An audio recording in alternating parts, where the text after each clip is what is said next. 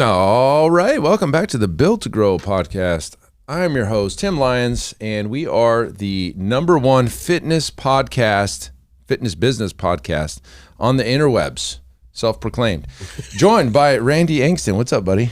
Self-proclaimed. I love it, man. How are we doing?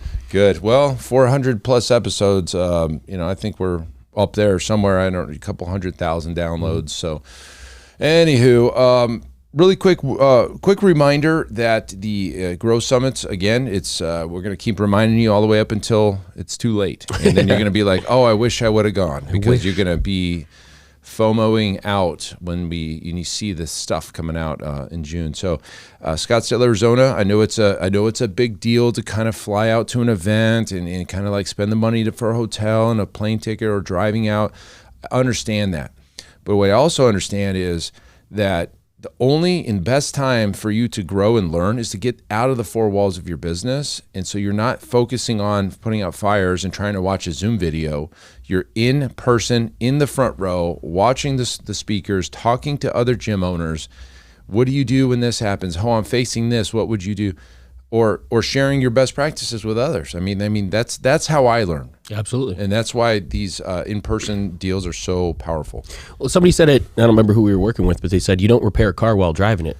And that one was profound for me. Yeah, you can't repair a car while driving. Because you have to stop sometimes and you have to look at the business. You have to, get away from the problem in order to figure out the problem sometimes. You're too close to it type of thing. Always, yeah. And when you're in the mix and you're like you said, putting out fires daily, it's hard to forecast and make intelligent, decisive plans around the future if every day you're surrounded by it. You know what I mean?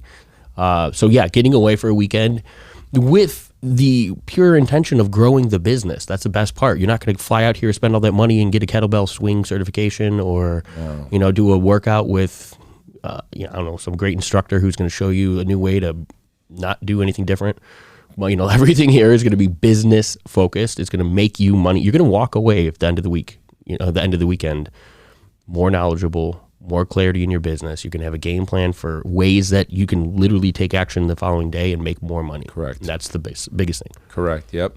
And that's kind of what we're leaning into in this episode is just these small adjustments, knobs, and buttons you can press in your gym to kind of make big differences. I mean, honestly, we've kind of hit on some of these in the past, but we wanted to kind of revisit some of this stuff because, well, first, you may never heard it. I mean, we've done, years of podcasts, and we don't remember when this one was discussed. But one of the things that we did early on, we knew the way the calendar is, there's every so often you get this fifth week in a year, right, or in a month, and it happens a couple times. And depending on how you're doing your payroll, you may and can and will end up with 3 pay periods in one 30-day calendar month. And that could throw out your base operating expenses and totally throw your numbers out. You can wipe out cash flow for sure. And so if you're like one of those gyms or companies that pays every other Friday, this will happen to you. You will end up in a given 30-day calendar month with 3 checks that you got to cut to your employees. And so the easiest way to fix that is you just do twice a month payrolls. And so, like, Tim, what do you mean? So the way we do it here, and you could do this a bunch of different ways, we pay on the 15th and the last day of the month. Last day of the month, yep. You could do the 1st and the 15th. You could do the 15th and the last day of the month, whatever it is. And you end up with 2 checks per month, period. So over a 12-month calendar year, you have 24 checks. Yep. Versus 26 checks. It's pretty simple. It's pretty simple. Now, as an employee, some employees will I'm not getting my 2 checks. No, you're getting a little bit more per check because you have less frequent checks. That's just, you get the same at the end of the year. It's just divided by 24. Yeah. So that was something that we put in early on, and we never really thought much of it after until we worked with gym owners down the road, and they were struggling when these particular months. Oh yeah, we were negative that month because we had that third payroll. Well, why? Yeah. Set it up for success from the beginning, and you will never run into this. And that's exactly it. It's the small little things that we overthink right? Why are we doing bi-weekly payments or payroll? Because that's how everyone else has always done it, right? Nobody's looked at it. Like you said, you probably just didn't know that there was a different way of doing it. Yep. So that's a quick little easy one that you could change. Doesn't take much. And, easy peasy, yeah. But what it does for you as a gym owner and what it does for the business is it creates that stability, that consistency each month. You're not going to run into those months where all of a sudden, boom, holy crap, where do I come up with an entire payroll when your billing cycles probably aren't matching, the way that you're paying your clients or your staff. So that eliminates, the cash flow issue. Yep. And takes that right off the table, which is a beautiful thing. Yep, exactly. And so, so that's one little easy fix that you can do in your business. You can do it right now. I mean, you can just say, hey, starting next month, we are doing this pay periods. Mm-hmm. You won't miss a beat. All right, so the next kind of thing that I did, and again, I've done this since day one, was I pay we're on rent, but you could do mortgage, and I do this with my mortgage as well, and my car payments, if we're being honest. I pay weekly on everything. I pay weekly on everything. And so my mortgage at my house is whatever, and I pay it 4 times like every week. So every week a check gets drawn from my account. So at the gym, my rent here, so to the landlord, which of course you know the whole story of why this is not the best model, right? You want to own your building, but let's just say you have a landlord like I do. Basically what I did was I said, okay, over the next 5 years with this lease term, and I added it all up, because there's price increases each year, like 3%, and I just did a total, and then I divided it by the total amount of weeks in all 5 years, and I got a number. Yep. And I lock that number in, and I pay my rent weekly at a number that will never change for the next 5 years. And so when this really hits home, and really when this helps the businesses a lot, is like in the beginning when you have this abated rent. Maybe you have 2 months of free rent or 3, then you have half rent, and then you've got full rent by month 9. Well, take all of that into consideration and start paying in week 1, month 1, right? Like pay then the same amount, so that by the time that the rent becomes due in full, you already got a credit with the landlord. Yeah. And so what I was telling you, Randy, before is like every month they send me my statement, and I'm looking at next month, which is March, right? So we're in February. We're looking at March, and I've got a negative balance. Like I have credits with them because I'm ahead. Yep. And so what does that do for me? For me, I don't have to worry about anything really. It's automated, it's already handled, and life goes on. Well, not only that, but here, let's talk about one of our really strong beliefs along with that. Now, when you have all of those expenses and you've got all that consistency, because that's what it's doing, it's stabilizing. It's stable, exactly. You're right. You're taking away some of those high risk or high demand months, or the month where you have an extra payroll, things like that, right? You're mitigating that type of variance. But when you have that, and then you go back and you have a business model that, to our whole premise for businesses getting started and getting there, is to get your monthly recurring revenue above your expenses. When that's happening, and you know that the cash is coming out weekly, and your financial situation as a business owner, that worry and stress comes right off your plate. Like that is one area that things are good. You can shift that attention, and the stress and the worry, all of that can become focus around, let's grow those numbers. Let's put more people, through the four walls of our gym. Like that's where business owners need to be getting themselves. And I think that understanding the things like the finances of the business, the numbers of the business, forecasting, being able to make those types of consistent changes or consistencies in the business will provide you with that level of clarity and comfort, and be able to forecast and see the health of the business, not trying to screenshot, this month and see where we're at and see where cash flow is and all. Yeah. Like we know exactly, if we didn't do anything, if we didn't grow the gym for the next year, God forbid, we know exactly where we're going to be a year from now. You know what I mean? Like there's so little variable in the business, which provides that mental clarity and that comfort and that not walking into work stressed out trying to figure out where the next dollar is going to come from, because you need that dollar in order to go pay the bills that are already coming out. Yeah, it's already accounted for. That dollar's already spent. Yep. And that's a tough place to be. And like you mentioned, it's the stress and the worry of the sleepless nights of the entrepreneur journey, and it's like that all kind of like goes away, because at the core of most of those stresses is financial stresses. Absolutely. They don't know. You're struggling to pay bills. You don't know where the money's coming from. You don't know when the next client's coming in. You're trying to hit home runs with campaigns that just fix it all at once. And all of those stresses come from financial. And so why not set yourself up for success? Twice a week or twice a month payroll, weekly payments on everything. Everything comes out in little chunks versus giant chunks. So instead of a $16,800 check I got to write, there's like $3,000 something, right? Yeah. It's like, it just comes out. Yeah. And it's weekly and just comes out, and I don't see it. Landlord's cool.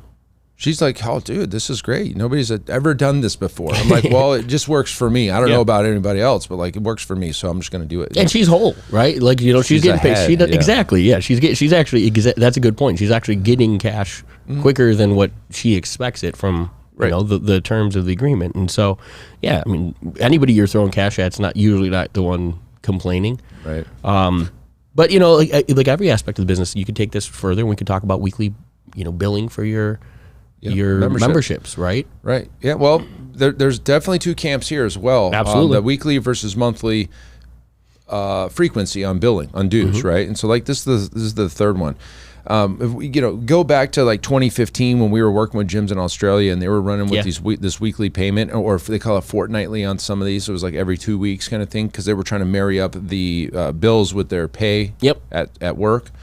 So like they were trying to, they were trying to make it easier on their customers, on their members. And for us, the weekly thing made a lot of sense for several reasons. And if you go, and I don't know if you've listened to all of our shows, but if you go back and you listen to, where I didn't agree with gyms trying to make it look like they were the same amount, that's I'm still in that camp. Like, you cannot say that you're just for ease of numbers, we charge $100 a week or $400 a month. Which one would you like to do? Because they are not equal. That's the same. Yeah. They're $28.67 different. So instead of saying, hey, you can choose monthly or weekly, you just take the monthly off the table and say it's $100 a week. Yep. $100 a week, and we train you X amount frequency. You cannot say you could bill monthly or weekly. It's one or the other. And so I'm still in that camp, because what I was trying to, the point I was trying to make was the gyms that were doing that were trying to like sneak in an extra $28 per month. We're not sneaking in anything. This is the rate, and we only do weekly here. And so, like, kind of going back to the working with the Australian gyms and New Zealand gyms, we just couldn't figure it out. Usually, America is way ahead of typically Australia when it comes to business and fitness, and there's always a lag. But when it comes to the frequency of the billing, they were way ahead, and I couldn't understand it, and now I get it, right? So we switched.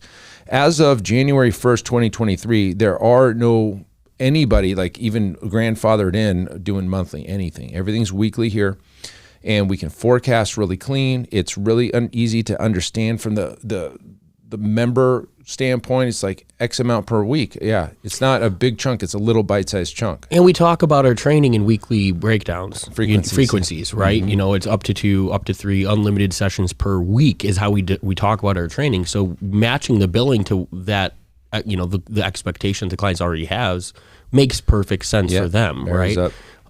You're not getting because otherwise they have to sit there and they'd be like, all right, well, how many weeks? And they're doing the math to try to figure out what their pay is per session and all that. Just a headache, you know what I mean? Simple, streamline, benefits to the business, benefits to the consumer. And we've even gone one step further, and we moved everybody's bill day to Sundays. Yep. So when it hits on a Sunday, which is cool for us, is we get a big chunk every Sunday, and there's more Sundays in 2023 than any other day of just because it started on a Sunday. January 1st was a Sunday, so it worked out that way. But when they get billed on a Sunday, it loads their account, and they have all their sessions for that week. So there's never somebody running out of a session. It's always loaded. So again, when we made a bunch of these changes, we tried to fix all the problems at once, including our freeze policies and everything else. And it's been great. I mean, honestly, once people got over the sticker shock and, you know, the changes, we've got this smooth, streamlined model it just runs. Yeah. It just runs. Yeah, and I think the whole premise of this, you know, show is the fact that it's not always the big things that come and create change in your business. You know, it's not the next challenge. It's not the winning marketing campaign. It's not the next email you send. It's the little things like the frequency of when you're collecting a paycheck or when you're paying your staff or, you know, goofy things like that all add up, you know, and there's massive change at the end of it when all those little things are accounted for. And a couple weeks ago, you know, somebody asked us in the business talk group, like, you know, when is your service like good enough? You know, when do you stop challenging and trying to break things and make them better in your own business and things? I don't think your business ever gets to that point where it's just run, you know, 100% like a perfectly well-balanced machine, but you should always have some of these little things that you know you have opportunity to make better in your business. It's not always about fixing something that's broke. It's taking something that's good and making it great. And these are opportunities like that will change your payroll at the end of the year. It'll change, like, maybe the biggest thing is your overall well-being as an owner. State of mind. Your state of, exactly, right? Like, we don't talk about that stuff a lot, you know? Like, it's real easy to go show somebody how to put more money in a bank account, but what does that equate to? Yep. Right? What are we doing it for? Is it just so we can pay our staff more and it doesn't change your life whatsoever? But if you have things like this that provide you as the gym owner with more clarity, comfort, stability. Yeah. I mean, if you woke up every single day not worried about paying your bills this month, that is a huge I would imagine that's the number one stress that sits on gyms is gym owners and business owners in general. So the bills. So absolutely. So yes, setting up your business in this manner takes all of that away. I don't even look at it. I don't barely look at the bank account. It's like it's just happening. I don't write checks. It's just auto. So anyways, you guys could get there too. I mean, this was like deliberately doing things to make that. I knew I didn't like writing the check. I just didn't like it. Sure. I didn't feel good writing the check. I didn't like making sure I had $16,000 to cover if the payroll's also coming out. So I did all these things to kind of solve my own problem years ago. Like this has been 13 years that I've been doing this. This isn't new. This is like something I did day one, right? And I've never changed because there's no reason to change. It just works. So hopefully these little tweaks and levers and buttons you can press, it will help you. Maybe you can think of something in your own business that, you know, like, hey, if you just did this one thing, it'll solve many things down the road. Do it. Just go do it. This is nothing rocket scientific here. So go do that. Make the changes. Hopefully that helps you. Until next episode, guys, keep changing lives. We'll see you on the next show. Bye. All right, and thank you for listening to that episode of the Built to Grow podcast, where we help gym owners win. Now, do you want to connect with me and other gym owners online? All you need to do is join our private Facebook group, Business Talk with Fitness Professionals. Just head on over to Facebook and type in Business Talk with Fitness Professionals, and when you do, we're going to give you our 10 marketing strategies 7-figure gym owners use to win. I look forward to seeing you in the next episode. Until then, keep building something great.